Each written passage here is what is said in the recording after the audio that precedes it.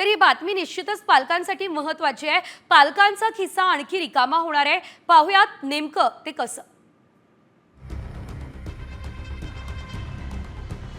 शाळेची वाढलेली फी आणि वाढत्या महागाईमुळे त्रस्त असलेल्या पालकांच्या खिशाला आणखी भुर्दंड बसणार आहे। कारण स्कूल बसची फी 10 ते 12% वाढवण्याचा निर्णय स्कूल बस ओनर्स असोसिएशनने घेतलेला आहे। 1 एप्रिल पासून ही भाडेवाढ लागू करण्यात येणार आहे। शाळेच्या फी वाढीसोबतच बस भाडेही कॉमस्कोर नुसार आता isakal.com आहे देशातील नंबर 1 ची मराठी न्यूज वेबसाईट। प्रत्येक अपडेटसाठी isakal.com ला नक्की भेट द्या। महागल्यामुळे पालकांची चिंता वाढली, त्यामुळे पालकांच्या तक्रारीचा सूर आहे। स्कूल बसेस 10 महिने चालतात, मात्र फी वर्षभराची घेतात। शाळा आणि वाहतूक शुल्क एकत्र घेतल्यानं आर्थिक ताण वाढत असल्याचं पालकांचं म्हणणं आहे। त्यामुळे शुल्क मासिक हप्त्यांमध्ये विभागण्यात यावं अशी मागणी पालकांची आहे।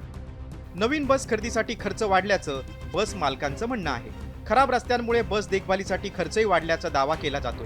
बस कर्मचाऱ्यांची पगारवाढ झाल्याचं म्हणणं आहे। तसंच बसमध्ये GPS आणि CCTV बसवण्याचा खर्चही वाढल्याचा दावा बस असोसिएशनने केलेला आहे। मात्र अव्वाच्या सव्वा फी वाढीला चाप लावण्याची गरज पालकांनी व्यक्त केली आहे।